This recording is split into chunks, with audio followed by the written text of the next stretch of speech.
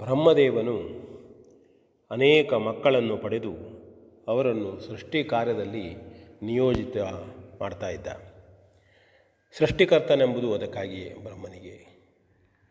ಒಮ್ಮೆ ತನ್ನ ಮುಖದಿಂದಲೇ ಒಬ್ಬಳು ಮಗಳನ್ನು ಪಡೆದಂತಹ ಬ್ರಹ್ಮ ಅವಳಿಗೆ ಶಾರದೆ ಎಂಬುದಾಗಿ ಹೆಸರನ್ನಿಟ್ಟು ಅವಳನ್ನು ವಿದ್ಯೆಗೆ ಅಧಿದೇವತೆಯನ್ನಾಗಿ ಮಾಡ್ತಾನೆ.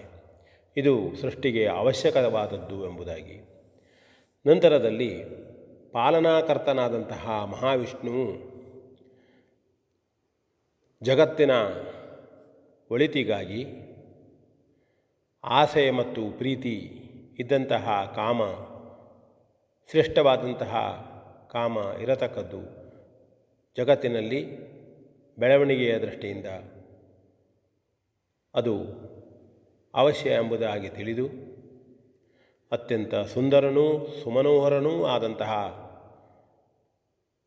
ಒಬ್ಬನನ್ನು ಪಡೆದು ಅವನಿಗೆ ಇದೇ ಕಾಮತತ್ವದ ಅಧಿದೇವತೆಯನ್ನಾಗಿ ಮಾಡಿ ಮನ್ಮಥ ಎಂಬುದಾಗಿ ಹೆಸರನ್ನು ಇಡುತ್ತಾರೆ. ಹಾಗಾಗಿ ನಾವು ಸಾಮಾನ್ಯವಾಗಿ ಪರಸ್ಪರ ಆಕರ್ಷಣೆಯ ವಿಷಯ ಗಂಡ ಹೆಂಡಿರು, ಹೆಣ್ಣು ಮಕ್ಕಳು ಗಂಡು ಮಕ್ಕಳು ಬಂದಾಗ ಮನ್ಮಥನನ್ನು ನೆನೆಸುತ್ತೇವೆ. ನಂತರದಲ್ಲಿ ಬ್ರಹ್ಮದೇವನಿಗೂ ಸಹಿತ ಈ ಮನ್ಮಥನ ಪ್ರಭಾವ ತಪ್ಪಲಿಲ್ಲ. ಒಮ್ಮೆ ಸೃಷ್ಟಿಕರ್ತನಾದಂತಹ ಬ್ರಹ್ಮದೇವನು ತನ್ನ ಮುಖದಿಂದಲೇ ಜನಿಸಿದಂತಹ ಶಾರದೆಯ ಮುಂದೆ ಬಂದು ನಿಲ್ಲುತ್ತಾನೆ. ಅವನು ಮನ್ಮಥನ ಪ್ರಭಾವಕ್ಕೆ ಒಳಗಾದಂಥವನು. ಶಾರದೆಯಲ್ಲಿ ತಾನು ವಿವಾಹವಾಗುವಂತಹ ವಾಂಛಿತವನ್ನು, ಆಸೆಯನ್ನು ತಿಳಿಸ್ತಾನೆ. ಅವಳು ಲಜ್ಜಿತಳಾಗ್ತಾಳೆ. ಆಗ ಅವಳು ಒಪ್ಪಿಗೆ ಇದೆ ಎಂಬ ಅರ್ಥದಲ್ಲಿ ಪರಸ್ಪರರು ವಿವಾಹವಾಗುತ್ತಾರೆ. ಅಂದರೆ ಸೃಷ್ಟಿಕರ್ತನಾದಂತಹ ಬ್ರಹ್ಮದೇವನೂ ಸಹಿತ ಈ ರೀತಿಯ ಲೀಲೆಗೆ ಒಳಗಾಗಿ ಶಾರದೆಯನ್ನು ವಿವಾಹವಾಗ್ತಾನೆ. ಅವಳನ್ನು ವಾಣಿ ಎಂಬುದಾಗಿಯೂ ಸಹಿತ ಕರೆಯುತ್ತಾರೆ. ಒಮ್ಮೆ ಈ ವಿಷಯ ತಿಳಿದಂತಹ ಈಶ್ವರ ಸತ್ಯಲೋಕಕ್ಕೆ ಬರ್ತಾನೆ.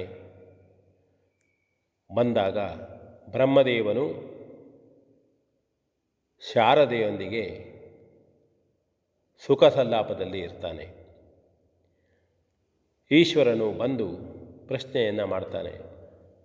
ಮಗಳನ್ನೇ ಮದುವೆ ಆದ ಬಗ್ಗೆ ಬ್ರಹ್ಮದೇವನನ್ನು ಕೇಳಿದಾಗ ಬ್ರಹ್ಮದೇವನು ಒಪ್ಪುತ್ತಾನೆ. ಆಗ ಇದು ತಪ್ಪು, ಇದಕ್ಕೆ ಶಿಕ್ಷೆ ಆಗಲೇಬೇಕು, ಲಯಕರ್ತನಾದಂತಹ ನಾನೇ ಶಿಕ್ಷೆಯನ್ನು ಕೊಡಲು ಅರ್ಹನಾದವನು ಎಂಬುದಾಗಿ ಪರಮೇಶ್ವರ ಹೇಳಿದಾಗ, ಏನು, ನನಗೆ ಶಿಕ್ಷೆ ಕೊಡಲು ಪರಮೇಶ್ವರನೇ ಎಂಬ ಒಂದು ರೀತಿಯ ಅಹಂಕಾರ ಸೃಷ್ಟಿಕರ್ತನಾದಂತಹ ಬ್ರಹ್ಮನಿಗೆ ಬಂದು ಇನ್ನೊಂದು ತಲೆ ಅವನಿಗೆ ಮೂಡುತ್ತದೆ. ನಂತರದಲ್ಲಿ ಅವನು ನಿಧಾನವಾಗಿ ಶಾಂತನಾಗುತ್ತಾನೆ. ಹೌದು, ತಾನು ಮಾಡಿದ ತಪ್ಪಿಗೆ ಶಿಕ್ಷೆಯಾಗಬೇಕಾದದ್ದು ಸೃಷ್ಟಿಯ ನಿಯಮ, ಅದನ್ನು ನಾವು ಮೀರುವಂತಿಲ್ಲ ಎಂಬುದಾಗಿ ಹೇಳಿದಾಗ ಈಶ್ವರನು ಸಹಿತ ತಾನೂ ಕೂಡ ಇದನ್ನು ಮಾಡದೇ ಇದ್ದಲ್ಲಿ ತಪ್ಪು, ಇದಕ್ಕೆ ಶಿಕ್ಷೆ ಎಂದರೆ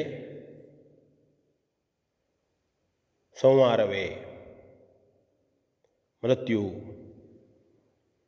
ಎಂಬುದಾಗಿ ಹೇಳ್ತಾನೆ. ಮತ್ತು ಬ್ರಹ್ಮದೇವನ 5ನೇ ತಲೆಯನ್ನು ಚಿವುಟಿ ತೆಗೆತಾನೆ. ಕೂಡಲೇ ಆ ಬ್ರಹ್ಮದೇವನ ಕಪಾಲ ಈಶ್ವರನ ಕೈಯನ್ನು ಹಿಡಿದು ಬಿಡುತ್ತದೆ. ಅದು ಯಾವುದೇ ರೀತಿಯಿಂದ ಈಶ್ವರನ ಕೈಯನ್ನು ಬಿಡುವುದಿಲ್ಲ. ಆಹಾರಕ್ಕಾಗಿ ಅವನನ್ನು ಕಾಡಿಸುತ್ತದೆ, ರಕ್ತವನ್ನು ಹೀರುತ್ತದೆ. ಲಯಕರ್ತನಾದಂತಹ ಶಂಕರನು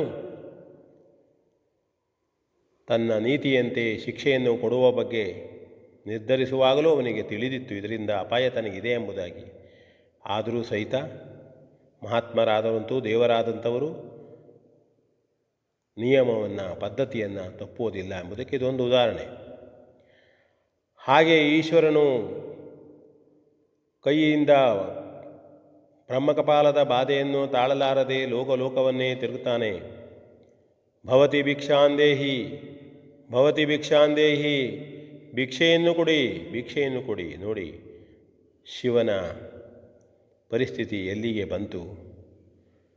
ಕೊನೆಯಲ್ಲಿ ಈಶ್ವರ ಶ್ರೀಮನ್ನಾರಾಯಣ ಮಹಾವಿಷ್ಣುವಿದ್ದಲ್ಲಿ ಹೋಗ್ತಾನೆ. ಮಹಾವಿಷ್ಣುವಿನಲ್ಲಿ ಭಿನ್ನವಿಸಿಕೊಳ್ತಾನೆ.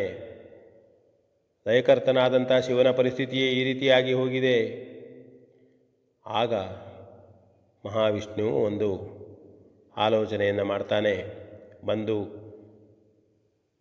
ಬ್ರಹ್ಮಕಪಾಲಕ್ಕೆ ಹೇಳ್ತಾನೆ, ನೋಡು, ನಿನಗೆ ಇದೆ ಬೇಕಾದಷ್ಟು ರಕ್ತವನ್ನು ನಾನು ಕೊಡ್ತೇನೆ, ಬಾ. ಏನು ಮಹಾವಿಷ್ಣುವಿನ ಮಾತು. ಈಶ್ವರನ ಕೈಯನ್ನು ಹಿಡಿದಂಥ ಬ್ರಹ್ಮಕಪಾಲವು ಮಹಾವಿಷ್ಣುವಿನ ಹಸ್ತದ ಮೇಲೆ ಕುಳಿತುಕೊಳ್ಳುವುದಕ್ಕಾಗಿ ಹಿಡಿಯುವುದಕ್ಕಾಗಿ ಹಾರಿಬಿಡುತ್ತದೆ.